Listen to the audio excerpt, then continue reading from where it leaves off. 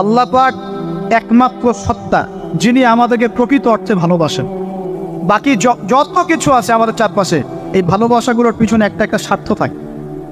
কথা বুঝতে পারছেন না? মনে সন্তানকে অনেক ভালোবাসেন, বুঝলাম, পিতামাতা, কিন্তু এই সন্তান যদি আপনার মনের মতো করে না চলে, একসময় কিন্তু আপনিও সন্তানের উপর রুষ্ট হবেন না? স্ত্রীর জন্য এত কিছু করছেন, দেখবেন কোনো একদিন আপনি করতে পারলেন না, দেখবেন সেদিনই আপনাকে একদম ধুয়ে রেখে দেবেন। এমন হয় কি না? তা আমাদের ভালোবাসাগুলোর পিছনে কোনো স্বার্থ থাকে কি না? আর এই যে জেনা চলছে, এই জেনার মধ্যে মূল স্বার্থটা কি? যৌনতা। মূল স্বার্থ কি? ছেলেও চায় মেয়েকে ভোগ করতে, মেয়েও চায় ছেলেকে ভোগ, এবং বলে না না এটা পবিত্র ভালোবাসা, আমরা বিয়ে করার জন্যই জেনা করেছি, না তাই না? বলে না আমরা তো বিয়ে করবো, সমস্যা কি? ফ্রি মিক্সিং করলে কি সমস্যা? তাহলে বিয়ে যদি করবা তাহলে মেলামেশা বিয়ের পরেই করো, ব্যাস, নিঃস্বার্থ প্রমাণ হবে। বিয়ে যদি করার উদ্দেশ্য থাকে তাহলে বিয়ের আগে আর দেখা সাক্ষাৎ করো না, কথাবার্তা বলো না, একবার বিয়ে করো তারপরে করো, তখন দেখবেন না না এটাতে রাজি না। তার মানে স্বার্থ এখানে আছে। তারা নিঃস্বার্থভাবে কি আমাদেরকে ভালোবাসে। অতএব প্রিয় ভাইয়েরা এবং বোনেরা যারা শুনছেন লেকচার, নিঃস্বার্থভাবে যে সত্তা আমাদেরকে ভালোবাসেন সেই সত্তাকে ভালোবাসতে শিখুন। আল্লাহ পাক তৌফিক দান। এখন আল্লাহ পাক আমাদেরকে কিছু কিছু ক্ষেত্রে ভালোবাসতে বলেছেন, যেমন আল্লাহ পাক তার দিনকে ভালোবাসতে বলেছেন, আল্লাহ পাক তার নবীকে ভালোবাসতে বলেছেন, আল্লাহ পাক আমাদের পিতামাতাকে ভালোবাসতে বলেছেন, আল্লাহ পাক আত্মীয়তার সম্পর্ক রক্ষা করতে বলেছেন, আল্লাহ পাক রক্তের সম্পর্ক বজায় রাখতে বলেছেন, আল্লাহ পাক স্ত্রী সন্তানকেও ভালোবাসতে বলেছেন। আল্লাহ পাক কিন্তু তার রাস্তায় জানমাল ব্যয় করে আল্লাহর পথে দাওয়াত এবং জিহাদ করতে বলেছেন। এখন এগুলো আল্লাহ বলেছেন বলে আমরা করি, আল্লাহ পাক ভালোবাসতে বলেছেন বলে আমি ভালোবাসি, কিন্তু উদ্দেশ্য হবে আল্লাহর সন্তুষ্টি অর্জন করা। আমি কেন আমার মাকে ভালোবাসি? বিকজ আমার মায়ের পায়ের নিচে আমার জান্নাত। আল্লাহ ভালোবাসতে বলেছেন তাই বাসি। আমি কেন বাবাকে ভালোবাসি? আল্লাহ ভালোবাসতে বলেছেন তাই ভালোবাসি। আমি কেন আমার স্ত্রীকে ভালোবাসবো? কারণ আল্লাহ পাক ভালোবাসতে বলেছেন তাই বাসি। আমি কেন আমার সন্তানকে ভালোবাসবো? আল্লাহ পাক বলেছেন নেককার সন্তান আমার জন্য ওসিলা হবে, এই জন্য ভালোবাসি। আল্লাহ পাক আমাকে বলেছেন নবীকে ভালোবাসতে, আমি নবীকে ভালোবাসবো। আল্লাহ পাক যে বিষয়গুলোকে ভালোবাসতে বলেছেন আমরা অবশ্যই ভালোবাসবেন, কিন্তু আল্লাহ পাক কি আমাকে হারাম এই 14ই ফেব্রুয়ারির এই ভ্যালেন্টাইন্স ডেকে ভালোবাসতে বলেছেন? আল্লাহ পাক ইহুদি খ্রিস্টানদের সংস্কৃতিকে ভালোবাসতে বলেছেন? আল্লাহ পাক জেনা করতে বলেছেন? এই ফ্রি মিক্সিং করতে বলেছেন? আল্লাহ পাক পতিতালয় রাত কাটাতে বলেছে? গার্লফ্রেন্ডকে ফুল দিতে বলেছে? আল্লাহ রাব্বুল আলামিন কি বলেছে বিয়ের আগে শারীরিক সম্পর্ক করো? আল্লাহ পাক বলেছে যে আজকে সকালে সম্পর্ক করো, কালকে ব্রেকআপ, তারপর আরেকটা মেয়ের সাথে, তারপর আরেকটা ছেলের সাথে? আল্লাহ পাক ফোনে এসব প্রেম করতে বলেছে? আল্লাহ পাক এগুলো হারাম করেছেন, বাস আমি করবো না, সিম্পল। নিজের প্রবৃত্তি অনেক কিছু চাইবে, নিজের প্রবৃত্তিকে আল্লাহর সামনে আত্মসমর্পণ করার নাম হচ্ছে ইসলাম। মন যাচাই তা করা যাবে না। কেন? কারণ আমি কারাগারের জীবনে বসে আছি, কারাগারের মধ্যে মন যাচাই তাই করা যাবে। এই কাজগুলো কখন করব? আমি বিয়ে শাদী করার পরে করব। বিয়ে শাদী করবেন, আপনি স্ত্রীকে নিয়ে ঘোরেন, স্ত্রীকে নিয়ে আল্লাহর সৃষ্টি দেখেন, স্ত্রীকে নিয়ে আপনি বাইকে ঘোরেন, রিক্সায় ঘোরেন, চটপটি খান, ফুচকা খান, আইসক্রিম খান, কোনো সমস্যা নেই। এবার তো যুবকরা বলবো যে ভাই বিয়ে শাদী তো দেয় না, কি করবো? আমি পরামর্শ দিচ্ছি বড় ভাই হিসেবে, প্রথমে হালাল রিজিকের সোর্স করতে হবে। রিজিকের সোর্স না করে বিয়ে করা যাবে না, আত্মসম্মান থাকবে না। তাও পুরুষ মানুষের আত্মসম্মান তখন চলে যায় যখন হাত পাততে হয়। তখন যখন আপনি রিজিকের সোর্স তৈরি করেছেন, আপনি স্বাবলম্বী, আপনি মাশাআল্লাহ মাসে 10-20-30 হাজার টাকা আর্ন করেন, বা 1 লাখ 2 লাখ টাকা আর্ন করেন, আলহামদুলিল্লাহ, কারো কাছে হাত পাততে হয় না, সবাই দেখবেন আপনাকে সম্মান দিবে। যখন আপনার অন্যের কাছে হাত পাততে হবে তখন দেখবেন স্ত্রীও সম্মান করছে না। তো এই জন্য ডিগনিটি আগে, ডিগনিটি ফার্স্ট। আপনার ডিগনিটি অর্জন করতে হলে একটা হালাল উপার্জনের সোর্স লাগবে, এক। তারপরে পিতামাতাকে বোঝানোর চেষ্টা করবে। যদি কাউকে পছন্দ করেও থাকেন, না দেখেই বা শুনে যে হ্যাঁ ওখানে একজন নিন্দার মেয়ে ইত্যাদি, তাহলে পারিবারিকভাবে বিয়ের প্রস্তাব পাঠাবেন, নিজে পণ্ডিতি করতে যাবেন, পারিবারিকভাবে পাঠাবেন। যদি রাজি হয় আলহামদুলিল্লাহ, রাজি না হলে কি নিজে নিয়ে পালাই যাবেন? এই কাজ করতে যায় না। ইস্তেখারা করবেন। কি করবেন? ইস্তেখারা। 2 রাকাত নফল নামাজ পড়ে আল্লাহর কাছে দোয়া করবেন। হিসনুল মুসলিম বইটা কিনবেন, ওখানে দেখবেন ইস্তেখারার দোয়া আছে। ইস্তেখারা মানে হচ্ছে আল্লাহর সাথে পরামর্শ করা। আল্লাহ, আমি এই কাজটা করতে যাচ্ছি, যদি কাজটা আমার জন্য ভালো হয়, আমার দুনিয়া আখিরাতের জন্য ভালো হয়, আল্লাহ কাজটাকে তুমি সহজ করে দাও, আল্লাহ কাজটার মধ্যে বরকত দান করে দাও। আর যদি এই কাজটা দুনিয়া আখিরাতের জন্য খারাপ হয়, আল্লাহ তুমি কাজটাকে সরায় দাও, আমাকেও কাজটা থেকে সরায় দাও। এটা হচ্ছে ইস্তেখারা। এই দোয়া বেশি বেশি করলে ইনশাল্লাহ আল্লাহর পক্ষ থেকেই ফয়সালা হয়। আর এই জায়গায় বেশি ব্যতিব্যস্ত হবেন না। অনেক সময় কিন্তু ফ্যান্টাসিতে ভুগি আমরা, অস্থির হয়ে যায়। অস্থির হলেই ডিসিশন নিতে ভুল হবে, অস্থির হলেই ডিসিশন নিতে ভুল হবে। স্থির থাকতে হবে। নিজেকে স্থির রাখার জন্য কি করবেন? বেশি বেশি নফল রোজা রাখবেন। বেশি বেশি কি করবেন? নফল রোজা রাখবেন। আর ভালো কাজে ব্যস্ত রাখবেন নিজেকে। ভালো কাজে কি করবেন? ব্যস্ত রাখবেন। একা একা থাকলে আর এই যে খারাপ সার্কেলের মধ্যে থাকলেই মাথার মধ্যে শয়তান ভর করবে, তখন দেখবেন অস্থির হয়ে গেছেন আপনার। স্থির হওয়ার চেষ্টা করেন, ভালো কাজে ব্যস্ত রাখেন, হালাল পথ অবলম্বন করে হারাম থেকে বেঁচে থাকেন। এখন যে জায়গায় আসছিলাম এখান থেকে আস্তে আস্তে শেষের দিকে যাবো। দেখুন আল্লাহ পাক যে বিষয়গুলোকে ভালোবাসতে বলেছেন আমি ভালোবাসব। এই ভালোবাসা জায়েজ, হালাল। এই ভালোবাসার উদ্দেশ্য আল্লাহর সন্তুষ্টি অর্জন করা। এই ভালোবাসার উদ্দেশ্য এই নয় যে আমি যাকে ভালোবাসি তার কাছে আমি কিছু প্রত্যাশা করছি না। আমি কিছু প্রত্যাশা করছি না, আমি প্রত্যাশা করছি আল্লাহর সন্তুষ্টি। তখন দেখবেন সে আপনাকে কষ্ট দিলেও আপনি সবর করতে পারবেন। কেন সবর করতে পারবেন? কারণ আপনি তো আল্লাহর সন্তুষ্টির জন্য তাকে ভালোবাসছেন, আপনার তো কোনো স্বার্থ নাই। এখন আপনি দেখবেন রিল্যাক্স থাকতে পারবেন, সম্পর্ক টিকেও থাকবে এবং আপনি ক্ষমা করতে পারবেন মানুষকে। যখন নিজের চাওয়াটাকে আপনি ইনফোর্স করতে চাইবেন তখন কিন্তু আপনি এই সম্পর্ক নষ্ট করে ফেলতে পারেন, আর আপনি হক পাচ্ছেন না। সামনে আসেন। এবার আমরা কি ওয়াদা করতে পারি যুবক ভাইরা, ইনশাআল্লাহ তাআলা আমরা হারাম পথে যাবো না, হালাল পথে থাকবো। পশ্চিমাদের এই মদতপুষ্ট এই সো কল্ড ভালোবাসা দিবসের এই স্রোতে আমরা গা ভাসাবো না। আমরা কি ওয়াদা করতে পারি? আমরা কি ওয়াদা করতে পারি যে ইনশাআল্লাহ আমরা হালালভাবে বিয়ে শাদী করবো, কোনো হারামে যাবো না ইনশাআল্লাহ? এই সমাজ থেকে জেনা বন্ধ করতে হবে, এই সমাজ থেকে ফ্রি মিক্সিং বন্ধ করতে হবে, এই সমাজ থেকে সমস্ত পতিতালয়কে বন্ধ করতে হবে।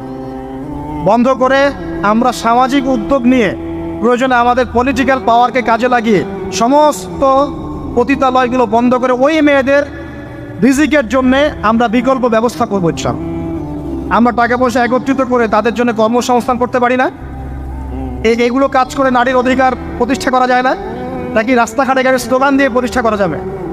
সমস্ত যে নোংরা জায়গাগুলো আছে এগুলো বন্ধ করে ওই মেয়েরা কিন্তু কারো মা, ওরা দেখবেন কারো বোন, কারো স্ত্রী বা কারো সহধর্মিনী কিছু একটা হবে। তারাও কিন্তু মানুষ, হয়তো অন্ধকার জগতে হারিয়ে গেছে, দালালের খপ্পরে পড়েছে বা পেটের দায় পরে কাজ করছে। যদি আমরা তাদের জন্য বিকল্প ব্যবস্থা করে দিতে পারি, আল্লাহ পাক আমাদেরকে তৌফিক দান করুন, তাদের জন্য কর্মসংস্থানের ব্যবস্থা করতে পারি, একটা মেয়েও এই হারাম পথে যাবে না ইনশাআল্লাহ। আমরা কি এভাবে নারীর অধিকার প্রতিষ্ঠা করতে পারি না? আমরা কি এতিম মেয়েদের দায়িত্ব নিয়ে করতে পারি না? আমরা কি সমাজের বিধবা মেয়েদেরকে বিয়ে করতে পারি না? তালাকপ্রাপ্ত মেয়েদের দায়িত্ব নিতে পারি না? মেয়েদের অধিকার নিয়ে অনেক কথা বলা হয়, কিন্তু এই কথাগুলো থাকে খালি বলি, বাস্তবতা নয়। বাস্তবে কয়জন ছেলে এতিম একটা মেয়েকে বিয়ে করে দেখিয়েছে? কয়জন ছেলে একটা বিধবা মেয়েকে বিয়ে করার সাহস করেছে? কয়জন ছেলে একটা তালাকপ্রাপ্ত একটা মেয়েকে বিয়ে করে দেখিয়েছে হ্যাঁ আমি তার দায়িত্ব নিলাম? এবার দেখুন, শেষ করার আগে আমি এদিকে কয়েকটা পয়েন্টস বলে শেষ করছি। এখন আমরা বুঝতে পারলাম যে আল্লাহ পাক পুরো সৃষ্টি জগৎকে ভালোবাসেন। আল্লাহ পাক আমাকে ভালোবাসেন, আপনাকে ভালোবাসেন বলেই আজকে আপনি এখানে বসে আছেন। আল্লাহ পাক আপনাকে ভালোবাসেন বলেই লক্ষ লক্ষ কোটি কোটি মানুষ এখন জেনা করছে, আজকের দিনে আপনি ওয়াজ মাহফিলে বসে আছেন। আল্লাহ পাক আপনাকে ভালোবাসেন বলেই আপনি আল্লাহকে সেজদা দেওয়ার তৌফিক পেয়েছেন। আপনি লা ইলাহা ইল্লাল্লাহ কালিমা শিখেছেন, আপনি এই যে কোরআন পড়তে শিখেছেন, কোরআন পড়ছেন, হাদিস পড়ছেন, নবীর দ্বীনের প্রতি মহব্বত আছে, আল্লাহ আপনাকে ভালোবাসেন বলেই হচ্ছে। কখন বুঝবেন আল্লাহ আপনাকে ভালোবাসছে? যখন আল্লাহ পাকের অনুমোদিত কাজগুলো আপনার ভালো লাগবে। নামাজ পড়তে ভালো লাগছে, রোজা রাখতে ভালো লাগছে, কোরআন তেলাওয়াত করতে ভালো লাগছে, আল্লাহর জিকির করতে ভালো লাগছে, আলেম ওলামার সাথে থাকতে ভালো লাগছে, ঠিক আছে? আল্লাহর হালাল কাজগুলো যখন ভালো লাগবে বেশি বেশি, বুঝবেন আল্লাহ আপনাকে নির্ঘাত মহব্বত করেন।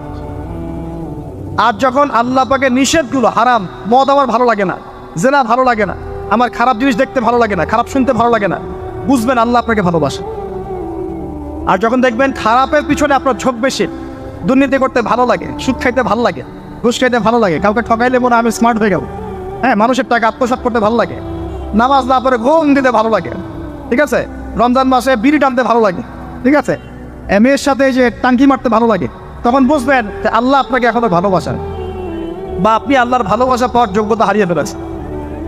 আল্লাহ পাক আমাদেরকে বোঝার তৌফিক দান। এখন আসি, আল্লাহ পাক এবং তার রাসূল আমাদেরকে এমন কি কি কাজ বলেছেন যেই কাজগুলো করলে আমরা সরাসরি আল্লাহর ভালোবাসা পাবো, ঠিক নাই? আমি অল্প কয়েকটা কাজ বলে শেষ করছি। এক নাম্বার, আল্লাহ এবং তার রাসূল আমাদেরকে জানিয়েছেন আমরা যদি তাওহীদের উপর থাকতে পারি, একত্ববাদ, লা ইলাহা ইল্লাল্লাহ, আল্লাহর ভালোবাসা পাবো ইনশাআল্লাহ। যে ব্যক্তি শিরকের পাপে লিপ্ত আছে সে আল্লাহর ভালোবাসা পাবে না, যতক্ষণ না সে তওবা করে ফিরে আসছে। অতএব আল্লাহর ভালোবাসা পাওয়ার জন্য এক নাম্বার কাজ কি ভাই? আল্লাহর তাওহীদের কালিমা লা ইলাহা ইল্লাল্লাহ এর উপর থাকা, শিরক বাদ দেওয়া। শিরক সম্পর্কে জানার জন্য একটা বই পড়েন, কিতাবুত তাওহীদ। কি নাম বললাম? কিতাবুত তাওহীদ। একটাই পড়েন, দেখবেন ইনশাআল্লাহ শিরক কাকে বলে, কত প্রকার, কি কোন কোন কাজ করলে শিরক হয় সব জানতে পারবেন। এই বইটা একটু কঠিন, এই বইটার ব্যাখ্যা বের হয়েছে, ব্যাখ্যা যুক্ত বই কিনবেন এবং যেগুলো বুঝবেন না ওলামায়ে কেরামকে জিজ্ঞাসা করবেন, কারণ সবগুলো কিন্তু বুঝতে পারবেন। এক নাম্বার। দুই, নবী সাল্লাল্লাহু আলাইহি ওয়াসাল্লামের অনুসরণ করলে আল্লাহ আমাদেরকে ভালোবাসবেন। দলিল আল্লাহ পাক সূরা আলে ইমরানের মধ্যে বলছেন 31 নম্বর আয়াতে আল্লাহ বলছেন, কুল, হে নবী আপনি বলে দিন, ইন কুনতুম তুহিব্বুনাল্লাহ, তোমরা যদি, হে আদম সন্তান, হে উম্মতে মুহাম্মাদী, তোমরা যদি আল্লাহর ভালোবাসা পেতে চাও, ফাত্তাবিউনি, তোমরা আমাকে অনুসরণ করো। কাকে? আমাকে বলতে কাকে? রাসূলুল্লাহ সাল্লাল্লাহু আলাইহি ওয়াসাল্লামকে। তাহলে কি হবে? ইউহিব্বুকুমুল্লাহ, আল্লাহ পাকও তোমাদেরকে ভালোবাসবেন। বলে সুবহান, আল্লাহ আমাকে ভালোবাসবেন ইনশাআল্লাহ। আর কি? ইয়াগফির লাকুম যুনুবাকুম, আল্লাহ পাক তোমাদের সমস্ত গুনাহ মাফ করে দিবেন। আল্লাহু গফুরুর রহিম, আল্লাহ পাক পরম করুণাময়, অসীম দয়ালু। তার মানে আল্লাহকে পাওয়ার, আল্লাহর ভালোবাসা পাওয়ার দুই নাম্বার কি মাধ্যম? নবী সাল্লাল্লাহু আলাইহি ওয়াসাল্লামের সুন্নত অনুযায়ী জীবন গড়া। ভাই শুরু করবো কোত্থেকে? শুরু করবেন চেহারা থেকে। কোত্থেকে? চেহারায় দাড়ি ছেড়ে দিব ইনশাআল্লাহ, রাজি আছি তো? গোফ ছোট করে ফেলবো ইনশাআল্লাহ, রাজি আছি তো ইনশাআল্লাহ? চেহারায় সেজদার দাগ থাকবে ইনশাআল্লাহ, তার মানে নামাজি হতে হবে, ঠিক আছে? পোশাক পরিচ্ছদ হবে রাসূলুল্লাহ সাল্লাল্লাহু আলাইহি ওয়াসাল্লামের মতো, জিলে ঢালা মুত্তাকিদের পোশাক। চুল হবে কার মতো? মেসি নেইমারের মতো নাকি রাসূলুল্লাহ সাল্লাল্লাহু আলাইহি ওয়াসাল্লামের মতো? এখনকার ছেলে পেলে মাঝখানে চুল রাখে, ডান দিক বাম দিক ছিলে ফেলে। এই সুন্নত কোথায় পেয়েছো তোমরা? এগুলো ত্যাগ করতে হবে। মনে রাখবেন, একটা সুন্নত, নবীর একটা সুন্নতকে যদি ভালোবেসে কি আমল করে, ইনশাআল্লাহ নবীর সুপারিশ পাবে। চাই কি না সুপারিশ? ভালোবেসে আমল করা যায়, এটা আমার নবীর সুন্নত। আমার নবী খেতেন ডান হাত দিয়ে, আমি ডান হাত দিয়ে খাবো। আমার নবী দাড়ি রেখেছেন, আমি তাই রাখবো। আমার নবী মোচ কেটে ফেলতেন, তাই আমি কাটবো। আমার নবী ঢিলে ঢালা পোশাক পছন্দ করতেন, তাই আমি পরবো। আমার নবী রাতে ঘুমানোর সময় এই আমলগুলো করতেন, তাই আমি করব। আমার নবী এইভাবে ওযু করতেন, এইভাবে করব। আমার নবী এইভাবে ইস্তেঞ্জা করতেন, পেশাব পায়খানা করতেন, ওইভাবে করব। এই যে এখনকার ইংলিশ টয়লেট, এই ইংলিশ টয়লেটে বসে নবীর মতো ইস্তেঞ্জা করা যায় না। যাবে? ওলামায়ে কেরামকে জিজ্ঞাসা করেন, নবী সাল্লাল্লাহু আলাইহি ওয়াসাল্লাম বাম পায়ে ভর দিয়ে ইস্তেঞ্জা করতেন। কোন পায়ে? এখন বসেন ইংলিশের উপরে, বাম পায়ে কেমনে বসবে? সম্ভব? ওই যে আমি বলি, এটা মজা করে বলি, কষ্ট থেকেও বলি, একদম বৈশ্বিক পলিটিক্যাল সিস্টেম থেকে শুরু করে বাথরুমের টয়লেট পর্যন্ত সব কিছুই চলছে পশ্চিম আদর্শে। এখন সব কিছু, এভরিথিং, একদম বাথরুমের কমোড পর্যন্ত। এখন তো কমোড উঠাই দিস, এখন সামনে একটা বালতি রেখে দেয় গামলার মতো, এখানেই পেশাব করতে হয়। দেখেন তাই মনে হয় আপনারা, দেখবেন অচিরে এগুলো আসতেছে সামনে, দাঁড়ায় পোশাক কোনো সুযোগ নেই। আর সব ফুলে মাপ সমান। কারো হাইট যদি 6 ফুট, কারো 5 ফুট হয়, তখন কি হবে? অ্যাডজাস্ট করতে হবে ধরে তখন, নাকি? যুবকরা বুঝতে পারছে, তখন কাউকে লম্বা হতে হবে, কাউকে খাটো হতে হবে, মাপ তো সমান। আর সবার মাপ যদি সমান না হয় এমন কেউ, হ্যাঁ, আল্লাহ পাক বোঝার তৌফিক দেন। এগুলো শয়তানি না বলেন। বসে ইস্তেঞ্জা করতে হয় না? বসে ইস্তেঞ্জা না খেয়ে পেশাবের ছিটা ফোটার কারণে কবরে আযাব হয় না? আপনারা হাদিসে জানেন না? নবীজি একটা কবরের পাশ দিয়ে যাচ্ছেন, তিনি থেমে গেলেন, থেমে গিয়ে বলছেন এই কবর দুটোতে আযাব হচ্ছে। কি হচ্ছে? কবরের আযাব। তিনি জানলেন কেমন করে? আল্লাহ পাক তাকে জানিয়েছে, আল্লাহ পাক তাকে খবর দিয়েছেন এই কবর দুটো কি হচ্ছে?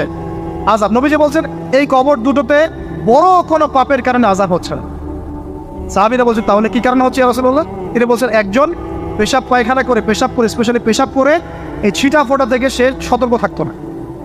পেশাব করে, ওই যে বলেন আমাদের ছেলেরা, প্যান্ট খারাপ ভাই, নামাজে যেতে পারবো না, নামাজে ডাকলে বলে ভাই প্যান্ট নষ্ট। তোমরা ভালো করে হাদিসে শোনো, এই ব্যক্তি বড় কোনো পাপ করে নাই, সে পেশাব করার পরে পবিত্র হতো না, মানে এর ছিটা ফোটা থেকে সাবধান থাকতো না, এই কারণে কবরে আযাব দেওয়া হচ্ছে, বলেন নাউযুবিল্লাহ। অন্য হাদিসে নবীজি বলছেন বেশিরভাগ কবরের শাস্তি পেশাবের ছিটা ফোটার কারণে হয়। আস্তাগফিরুল্লাহ, বলেন নাউযুবিল্লাহ। এই টয়লেটগুলোর মধ্যে পেশাবের ছিটা ফোটা লাগে না, নাপাকি লাগে না? এগুলো শয়তানি না বলেন? আরেকটা হচ্ছে, আরেকটা কবর সেই কবরে তিনি বলছেন এই কবরে আযাব দেওয়া হচ্ছে এই ব্যক্তি চগলখড়ি করতো। কি করতো? চগলখড়ি, মানে একজনের কথা আরেকজনকে লাগাইতো, আরেকজনের কথা আরেকজনকে লাগাই। এই কাজ করে না এখন সমাজের মানুষ? এই কাজ কিছু ফেসবুক আর ইউটিউবারও করো তোমরা। একজনের ভিডিও আরেকজনের পাশে লাগাই দাও, আরেকজনের আরেকজনের লাগাই দাও, এই করে উম্মার মধ্যে বিভক্তি সৃষ্টি করতেছে। কিছু কিছু কারণে এইসব কারণেও রেস্ট্রিকশন দিতে হয়েছে আমাদের, কিছু মনে করবেন। কারণ আমরা দেখেছি এর গুড সাইড যেমন আছে, ব্যাড সাইড আরও বেশি আছে। এটাকে নিয়মতান্ত্রিকভাবে ইউজ করতে না পারলে ফিতনা বাড়তে থাকে। আল্লাহ পাক আমাদেরকে বোঝার তৌফিক দান। প্রিয় ভাইয়েরা, প্রতিটা কাজ সুন্নত মতো করবো আমরা ইনশাআল্লাহ। এখন শুধু কি আমরা এই চেহারা, সুরত, ইস্তেঞ্জা, খাওয়া দাওয়া এগুলোই নবীর মতো করে করবো, নাকি আমাদের ব্যবসা, সমাজ, পরিবার, ইবাদত সবই করব? এই জায়গায় সমস্যা। সমস্যা কি?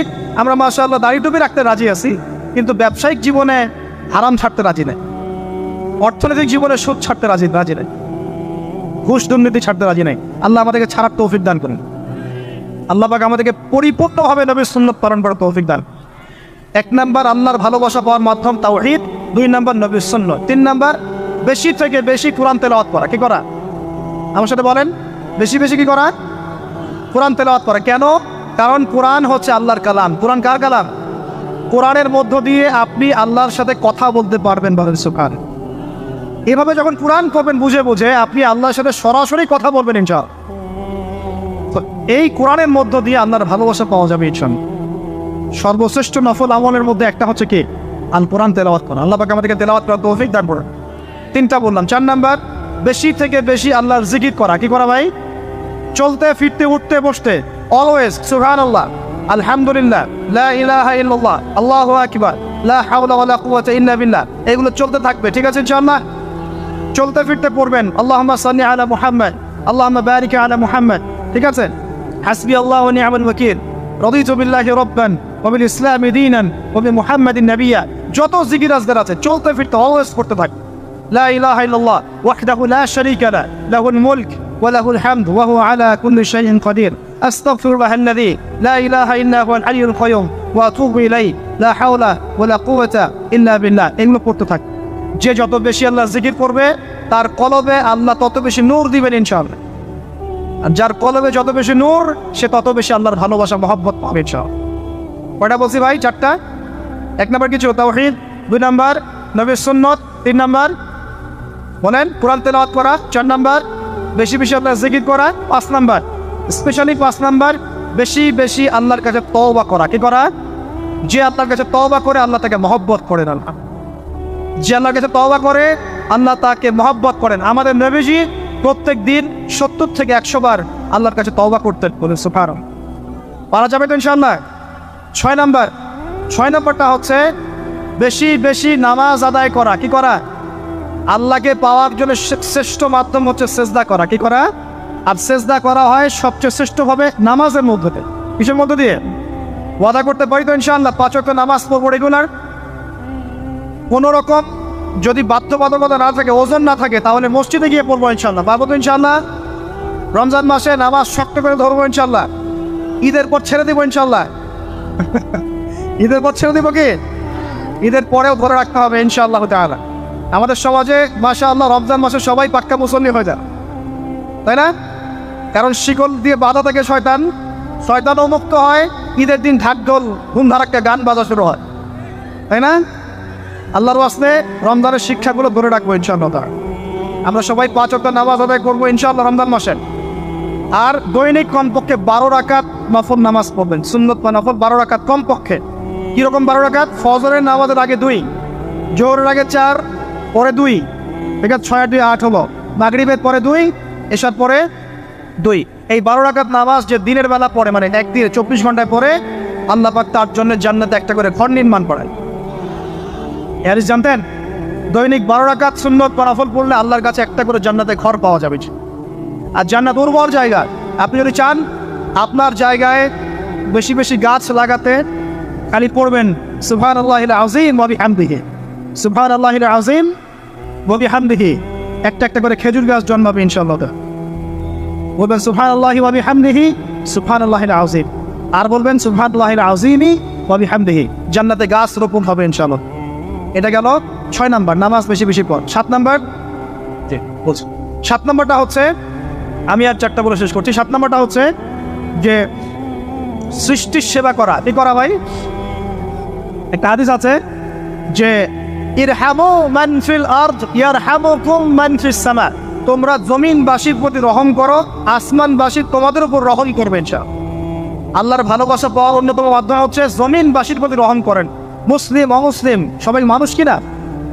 যারা আমাদের সাথে যুদ্ধে লিপ্ত নাই তারা তো আমাদের ভাই নাকি? যারা যুদ্ধে লিপ্ত আছে এরা শত্রু হতে পারে, যারা যুদ্ধে লিপ্ত নাই তারা তো আমাদের ভাই নাকি? তাদের বিপদ আপদের পাশে দাঁড়াবো না? একটা প্রাণীর অধিকার যদি আপনি রক্ষা করেন, একটা বিড়ালকে পানি না দেওয়ার অপরাধে এক মহিলা জাহান্নামে গিয়েছে, আর একটা কুকুরকে পানি পান করানোর সোয়াবের এই কাজের বিনিময়ে এক মহিলা জান্নাতে গিয়েছে। তো পশু পাখির অধিকার যেখানে ইসলাম কথা বলেছে, এখানে পুরো মাখলুকের প্রতি আমাদের রহম দিল থাকতে হবে। আমাদের সবাইকে দয়া ভালোবাসা দেখাতে হবে ইনশাআল্লাহ। আল্লাহ পাক আমাদেরকে ভালোবাসেন। 8 নম্বরটা কি? এটা বেশি ইম্পর্টেন্ট শোনেন।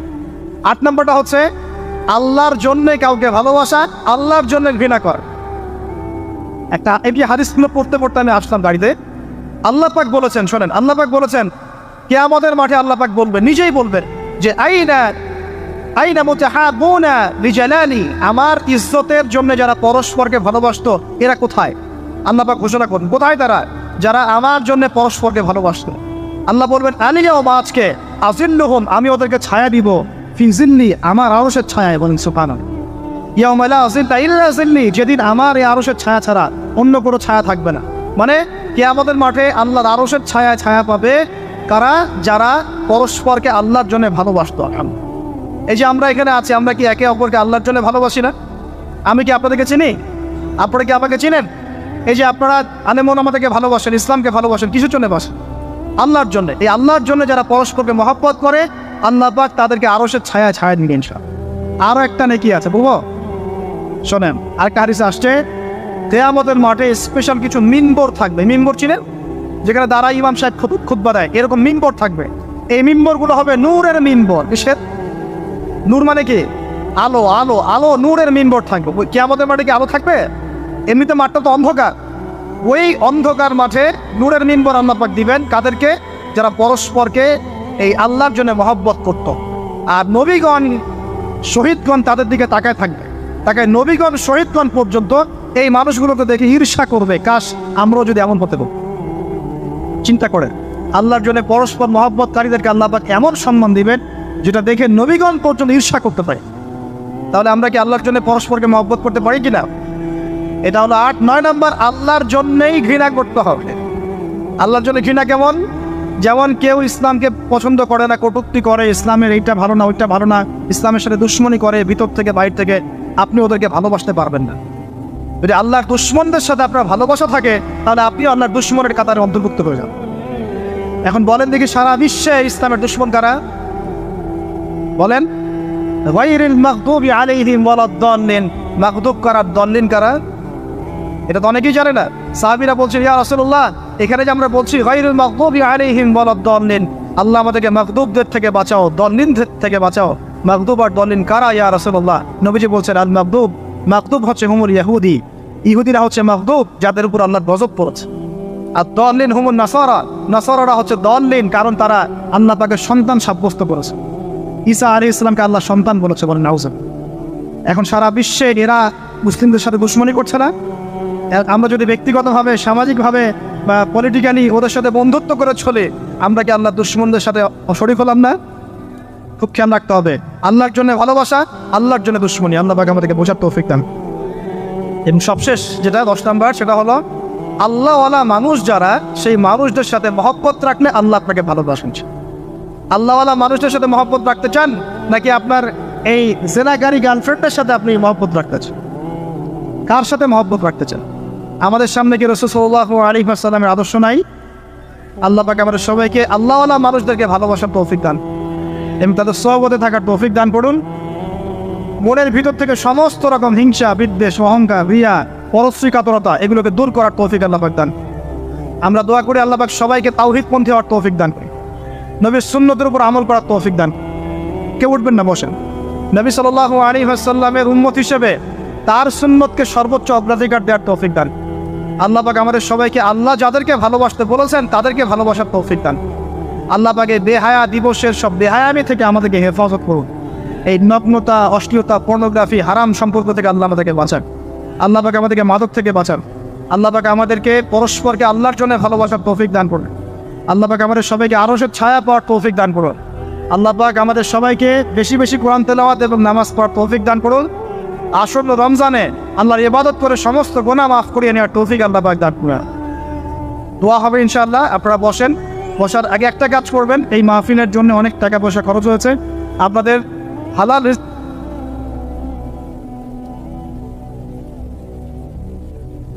মানিকগঞ্জবাসী কেমন আছেন?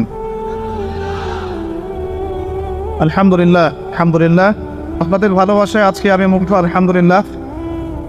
এই জন্য আপনাদের সকলের প্রতি আমার পক্ষ থেকে আন্তরিক মোবারকবাদ। জাযাকুমুল্লাহ খায়রান, আহসানুল জাযা। আমরা দোয়া করি আজকের এই মাহফিল যারা আয়োজন করেছেন, যারা অর্থ দিয়েছেন, সময় দিয়েছেন, শ্রম দিয়েছেন, প্রশাসনিক সহযোগিতা করেছেন, আল্লাহ পাক সকলের নেক হায়াতকে লম্বা করুন এবং দুনিয়া এবং আখিরাতে আল্লাহ পাক সুখী করুন, আমিন। আজকে 14ই ফেব্রুয়ারি 2023 বিশ্বজুড়ে পালিত হয়ে যাচ্ছে একটি চরম নির্লজ্জ এবং জাহিলিয়াতে পূর্ণ দিবস, যার নাম কি? বিশ্ব ভালোবাসা দিবস। আচ্ছা, তবে আজকে আমরা পবিত্র কোরআন এবং সুন্নাহ থেকে ভালোবাসা সংক্রান্ত আলোচনা করবো ইনশাআল্লাহ। চলবে তো ইনশাআল্লাহ? সমকালীন প্রেক্ষাপটের সাথে ভালোবাসার বিষয়টা আমি পবিত্র কোরআন এবং সুন্নাহ থেকে আমার ক্ষুদ্র জ্ঞানে উপস্থাপন করার চেষ্টা করছি ইনশাআল্লাহ তাআলা। ওয়া মা তাওফীকি ইল্লা বিল্লাহ, আলাইহি তাওয়াক্কালতু ওয়া ইলাইহি উনীব। আমরা আলোচনা শুরু করতে চাই পবিত্র কোরআনুল কারীমের সূরা নাহল এর 89 নম্বর আয়াত থেকে। আল্লাহ রাব্বুল আলামিন উক্ত আয়াতে বলছেন, বা'দা আউযু বিল্লাহি মিনাশ শাইতানির রাজীম, বিসমিল্লাহির রহমানির রহিম। মহান আল্লাহ বলেন, ওয়া নাযালনা আলাইকাল কিতাবা তিবয়ানান লিকুল্লি শাই ওয়া হুদা ওয়া রাহমাতান ওয়া বুশরা লিল মুসলিমিন। আল্লাহ রাব্বুল আলামিন বলছেন, হে নবী মুহাম্মদ সাল্লাল্লাহু আলাইহি ওয়াসাল্লাম, আমি তোমার প্রতি এমন একটা কিতাব নাজিল করেছি যে কিতাবটা হচ্ছে তিবয়ানান লিকুল্লি শাই, প্রত্যেকটা বিষয়ের ব্যাখ্যা, ওয়া হুদান, এবং একই সাথে এই কিতাবটা হচ্ছে হেদায়াত, ওয়া রাহমাতান, এবং দয়া, অনুগ্রহ, ওয়া বুশরা লিল মুসলিমিন, এবং মুসলিম জাতির জন্য এই কিতাবটা হচ্ছে বুশরা বা সুসংবাদ। আল্লাহ পাক আল কোরআনুল কারীমকে এখানে বলছেন যে, হে নবী, আমি আপনার প্রতি এমন একটা কিতাব নাজিল করেছি, অর্থাৎ আল কোরআন, যেই কোরআন হচ্ছে প্রতিটা বিষয়ের ব্যাখ্যা। বলি সুবহানাল্লাহ। 1, 2 নাম্বার, এই কোরআন হচ্ছে হেদায়াত, পুরো মানব জাতির জন্য আল কোরআনে আছে হেদায়াত, আলহামদুলিল্লাহ। এরপর আল্লাহ পাক বলছেন, শুধু হেদায়েতই নয়, কোরআন হচ্ছে রহমা, অর্থাৎ দয়া, অনুগ্রহ, আলহামদুলিল্লাহ। এবং বুশরা লিল মুসলিমিন, যারা মুসলিম হবে, অর্থাৎ কোরআন সুন্নাহর সামনে আত্মসমর্পণ করবে, নিজের ইচ্ছাকে সমর্পণ করবে, তাদের জন্য কোরআন হচ্ছে বুশরা বা সুসংবাদ, আলহামদুলিল্লাহ।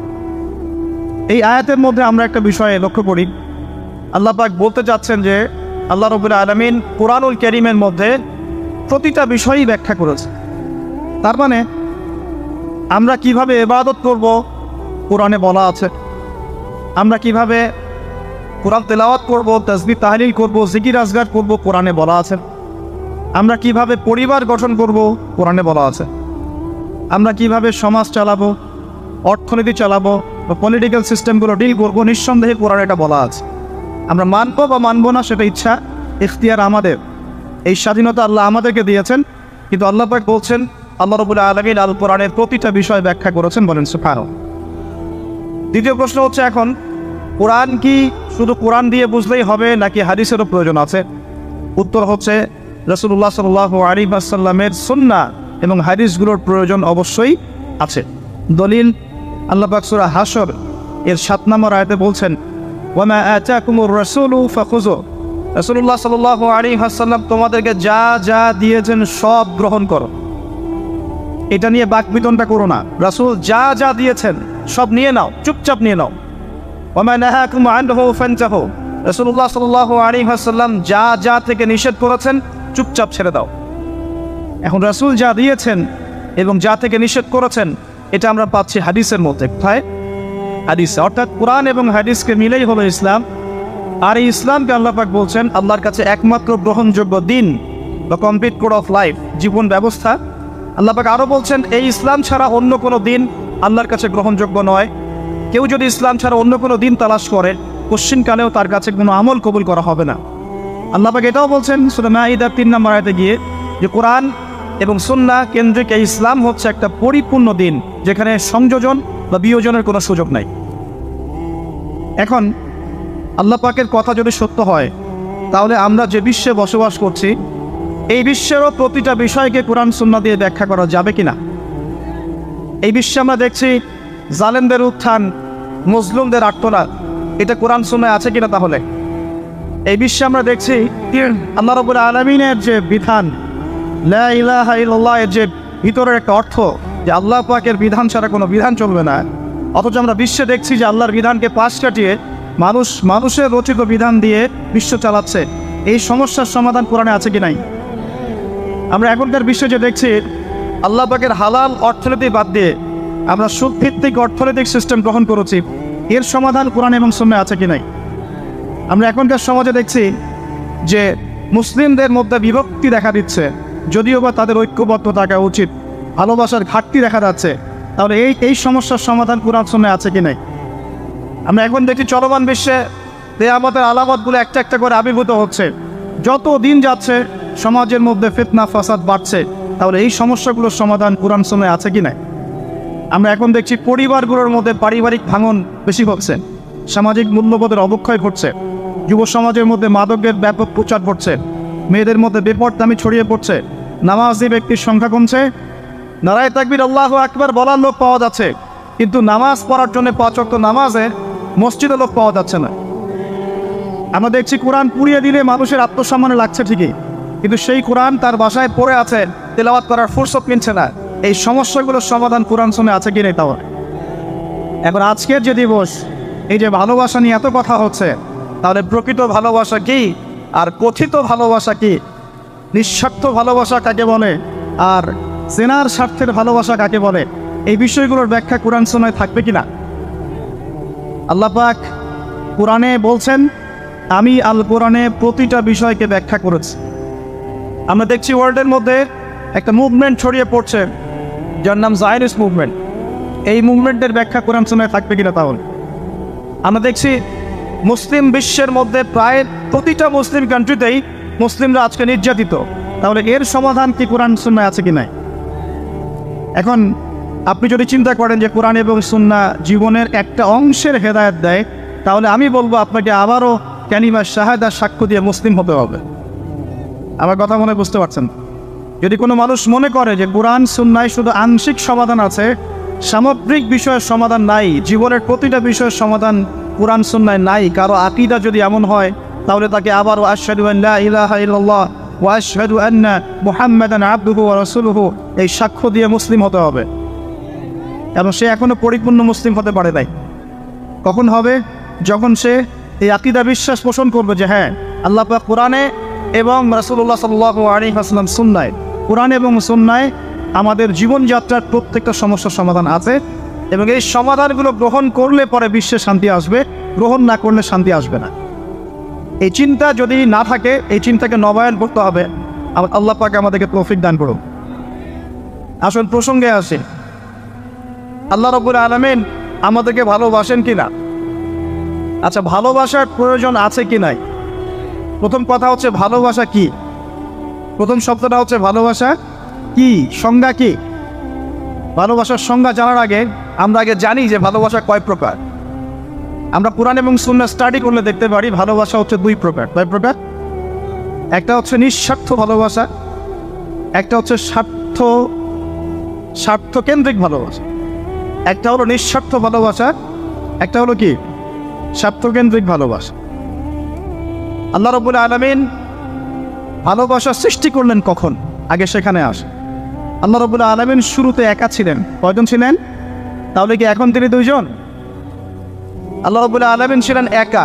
মনে রাখবেন, কোনো সৃষ্টি একা থাকতে পারে না। আল্লাহ রাব্বুল আলামিন স্রষ্টা, তিনি একা থাকতে পারেন। চিরকুমার সংঘে নাম লেখানো বন্ধ করতে হবে। চিরকুমার সংঘে নাম লেখানো কি করতে হবে? বন্ধ করতে হবে।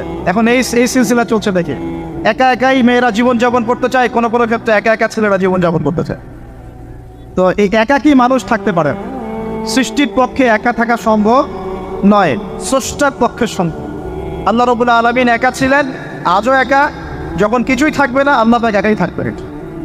আল্লাহ পাক সূরা হাদীদের মধ্যে বলছেন হুয়াল আউয়ালু ওয়াল আখির, আল্লাহ পাক প্রথম, ওয়াল আখির আল্লাহ পাক শেষ, ওয়াল যাহির আল্লাহ পাক প্রকাশ্য, ওয়াল বাতিন আল্লাহ পাক গোপন, ওয়া হুয়া বিকুল্লি শাইইন আলিম, আল্লাহ পাক প্রত্যেকটা বিষয় সম্পর্কে সম্যক জ্ঞানী। তাহলে এই আয়াত থেকে বুঝতে পারছি যখন কিছুই ছিল না আল্লাহ পাক ছিলেন, আবার যখন কিছুই থাকবে না কে থাকবেন? এমন তো আল্লাহ সূরা আর রহমানে বলেছেন কুল্লু মান আলাইহা, বলেন কুল্লু মান আলাইহা, সব কিছু কি হবে? ফানা হয়ে যাবে। ফানা মানে একদম ধ্বংস হয়ে যাবে। ওয়ায়াবকা ওয়াজহু রাব্বিকা যুল জালালি ওয়াল ইকরাম, কি বাকি থাকবে? আল্লাহ রাব্বুল আলামিনের সত্তা বাকি থাকবে। এখন আসুন এবার আল্লাহ পাক কি করলেন? আল্লাহ রাব্বুল আলামিন সর্বপ্রথম আরশে আজিম সৃষ্টি করেছেন। কি সৃষ্টি করেছেন? আরশে আজিম।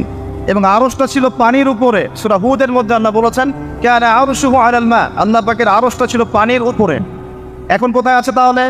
এখনো পানির উপরেই আছে। কোথায় আছে? আচ্ছা, কুরসি এবং আরশের মাঝখানে একটা মহাসাগর আছে। কি আছে? এই মহাসাগরের গভীরতা হচ্ছে 500 বছরের পথ। কত বছর? আমরা এখন বিশ্বাস করব না, কারণ নাসা এখন আবিষ্কার করে নাই, তাই না ভাই? নাসার নাম তো শুনেছেন? নাসা এখনকার বিশ্বের খোদা হয়ে গেছে, নাউজুবিল্লাহ। ও যা বলে মানুষ তাই বিশ্বাস করে। ও যদি বলে মঙ্গল গ্রহে পানি আছে, বিশ্ববাসী বলবে হ্যাঁ পানি আছে। ও যদি বলে মঙ্গল গ্রহে পানি নাই, বিশ্ববাসী বলবে হ্যাঁ মঙ্গল গ্রহে কোনো পানি নাই। ও যদি বলে যে অনেক দূরের কোনো গ্রহের মধ্যে এলিয়েন আছে, বিশ্ববাসী বলবে হ্যাঁ এলিয়েন আছে, এলিয়েন আছে। কিন্তু আল্লাহ পাক যদি বলেন যে আল্লাহ পাক মহাবিশ্বের মধ্যে মালাইকা সৃষ্টি করেছেন, বিশ্ববাসী বিশ্বাস করে না যে ফেরেশতা বলে কিছু আছে। আমি কি বুঝাতে পারছি? এটা হচ্ছে শিক্ষা কেন্দ্রিক শিরক, শিক্ষা এবং জ্ঞান কেন্দ্রিক শিরকের মধ্যে আমরা লিপ্ত হয়েছে। এখন বিজ্ঞানকে কোনো কোনো ক্ষেত্রে আমরা ইলাহের আসনে বসিয়েছি। বিজ্ঞান যা বলে তাই চোখ বন্ধ করে বিশ্বাস করে, আর বিজ্ঞান যা বলে না মানুষ বিশ্বাস করে না। আল্লাহ পাকের কথা বিজ্ঞানের অনুকূলে হোক আর প্রতিকূলে হোক মানুষ দেখতে চায় না। যেমন একটা এক্সাম্পল দিচ্ছি, যদি এখনই সায়েন্স বলে যে আগামী 10 বছরের মধ্যে বিশ্বে বিভিন্ন জায়গায় বড় বড় সিরিজ ভূমিকম্প হতে পারে, 99% মানুষ বিশ্বাস করা শুরু করবে না। কিন্তু নবী সাল্লাল্লাহু আলাইহি ওয়াসাল্লাম বলছেন বাইনা ইয়াদাই সাআ, কিয়ামতের আগে আগে আসবে মুতানুন শাদীদ, মহামারী। কিয়ামতের আগে কি আসবে? মহামারী। মুতানুন শাদীদ মানে বড় মহামারী, লম্বা বড় মহামারী, কঠিন মহামারী, শাদীদ। ওয়া বা'দাহু, এবং মহামারীর পরে আসবে সানাওয়াতুজ জালাজিল, ভূমিকম্পের বছরগুলো। ভূমিকম্পের বছর নয়, ভূমিকম্পের বছরগুলো। মানুষ বিশ্বাস করবে না। মানুষ 80% মানুষই বিশ্বাস করবে না, খালি মুসলিমরা বিশ্বাস করতে পারে, অন্যরা বিশ্বাস করবে না। কিন্তু সায়েন্স যদি বলে আগামী 10, 20, 30 বছরের মধ্যে বিশ্বজুড়ে ভূমিকম্পের সিরিজ হবে, মানুষ বিশ্বাস করবে। তার মানে আমরা আমাদের বিশ্বাসের ক্ষেত্রে একটা শিরক করছি, শিক্ষা এবং জ্ঞানতাত্ত্বিক ক্ষেত্রে আমরা একটা শিরক করছি। আমরা কোনো কোনো ক্ষেত্রে সায়েন্সকে ইলাহের আসলে বসিয়েছি, এটা শিরক হচ্ছে, এটা একটা শিরক হচ্ছে। আসুন, আল্লাহ রাব্বুল আলামিন আরশ সৃষ্টি করার পরে সৃষ্টি করেছেন কলম। কি সৃষ্টি করেছেন? কলম। আল্লাহ পাক বলেছেন কলমকে উকতুব, তুমি লিখো। কলম বলেছে মাযা আকতুব, আমি কি লিখবো? আল্লাহ বলেছেন কিয়ামত পর্যন্ত যা হবে সব লিখে ফেল। লাউহে মাহফুজের মধ্যে আল্লাহ পাক এই কলমের দ্বারা কিয়ামত পর্যন্ত যা হবে সব লিখে ফেলেছেন। তো প্রিয় যুবক ভাই, চাকরি নিয়ে এত হতাশায় পড়ার কোনো কারণ নাই, রিজিকের সন্ধানে এত হতাশায় পড়ার কোনো কারণ নাই। রিজিক যা আছে তাই পাবেন, আপনার রিজিক লেখা হয়ে গেছে। এরপরে সাউন্ড কমান কানবন থেকে। এরপরে মানুষ যখন মায়ের গর্ভে ছিল, বয়স ছিল 4 মাস 10 দিন। কতদিন? 4 মাস 10 দিন। আল্লাহর পক্ষ থেকে ফেরেশতা রূহ নিয়ে এসেছেন। ফেরেশতা বলে কি কিছু আছে? বিশ্বাস করেন? কিন্তু ফেরেশতা তো চোখে দেখা যায় না, তাহলে কেন বিশ্বাস করে? যখন মুসলিমরা কোনো কিছু না দেখে বিশ্বাস করা শুরু করেছে, তখন এই বিশ্বাসটার একটা নাম দিয়েছে পশ্চিমারা। এই বিশ্বাসটার একটা নাম দিয়েছে পশ্চিমারা। এই বিশ্বাসটার নাম কি জানেন? এই বিশ্বাসটার নাম তারা দিয়েছে ধর্মান্ধতা। কি দিয়েছে? শব্দটা শোনেন নাই? ক্লাসিক্যাল সেকুলার পত্রিকাগুলোর মধ্যে দেখেন না ধর্মান্ধতা শব্দটা মানে কি? এর মানে কি? মানে আপনি ফেরেশতা তো দেখেন না, বিশ্বাস করেন কেন? তার মানে আপনি অন্ধ, তার মানে আপনি ধর্মান্ধ। বুঝতে পারছেন? এখন আমাকে বলেন যে এই ফেরেশতায় যদি কেউ বিশ্বাস না করে সে কি মুমিন হতে পারবে? সে কি মুসলিম হতে পারবে? ইমানের যে 6টা পিলার, আল্লাহ বিশ্বাস, ফেরেশতা মণ্ডলীতে বিশ্বাস, আসমানি কিতাবে বিশ্বাস, নবী রাসূলগণে বিশ্বাস, পরকালের জীবনে বিশ্বাস আর ভাগ্যে বিশ্বাস, এই 6টার কোনোটাই কি দেখা যায়, ছোঁয়া যায়, উপলব্ধি করা যায়? কঠিন তরল বায়বীয় পরীক্ষা করা যায় বা ল্যাবরেটরিতে গবেষণা করে পরীক্ষা করা যায়? তো যেহেতু আমরা এগুলো না দেখেই বিশ্বাস করি, এই কারণে পশ্চিমারা আমাদেরকে বলে তারা ধর্মান্ধ। এখন উত্তর কী হবে আপনার? উত্তর হচ্ছে এই যে আল্লাহ পাক আমাকে যে জ্ঞান দিয়েছেন, আল্লাহ পাক আমাকে যে লিমিটেড জ্ঞান দিয়েছেন, এই জ্ঞান দিয়ে আমি আগামীকাল কি হবে সেটা বলতে পারি না। বলতে পারি? যে মানুষের জ্ঞান এতই ক্ষুদ্র যে আগামীকাল তার সাথে কি হবে সে বলতে পারে না, সেই মানুষের পক্ষে কি এই অদৃশ্যের জগৎ সম্পর্কে এত গভীর জ্ঞান লাভ করা সম্ভব? মানুষের জ্ঞান কি অসীম না আল্লাহ পাকের জ্ঞান অসীম? এখন সেই অসীম সত্তার পক্ষ থেকে যখন কোনো ওহী আসে, কোনো তথ্য সংবাদ আসে, তাহলে আমি কি সেই জ্ঞানকে পেনিট্রেট করতে পারবো? বরং আমার উচিত হবে সেই তথ্যকে বিশ্বাস করা এবং তার সামনে আত্মসমর্পণ করা। তাহলে আমি ধর্মান্ধ হয়ে সবচেয়ে স্মার্ট মানুষ হয়েছি। যারা আল্লাহ পাকের ওহীতে বিশ্বাস করে সে হচ্ছে সবচেয়ে স্মার্ট মানুষ। কারণ আল্লাহ পাকের ওহীর সব জ্ঞান তো আমি ভেদ করে যেতে পারবো না, কারণ আমি তো আগামীকাল কী হবে তাই জানি না। আগামীকাল কি হবে তাই যে জানে না, সে কীভাবে পরকালের জীবনকে ব্যাখ্যা করবে? কিয়ামতের মাঠে কে কোথায় দাঁড়াবে, কার হাসর কোথায় হবে, কে জান্নাতে যাবে, কে জাহান্নামে যাবে, আমি কি বলতে পারবো? কার সাথে কোন ফেরেশতা আছে, কার সাথে কি আকৃতির শয়তান আছে, শয়তান তাকে কীভাবে ওয়াসওয়াসা দেয়, কবরে কি আযাব হয়, আত্মা কাকে বলে, স্বপ্নে মানুষ কেন দেখে হাসে কাঁদে, স্বপ্ন কিভাবে সত্যি হয়, এরকম অনেক প্রশ্ন আছে গায়েবের। এগুলোকে আমরা ব্যাখ্যা করতে পারবো? অতএব গায়েবে বিশ্বাস না করলে কেউ মুমিন হতে পারেন। আর আল্লাহ রাব্বুল আলামিন এই গায়েবের খবর জানেন। এই গায়েবের খবর থেকে আল্লাহ আমাদেরকে যতটুকু তথ্য দিয়েছেন এতটুকু আমরা জানি, এর বেশি আমরা জানি?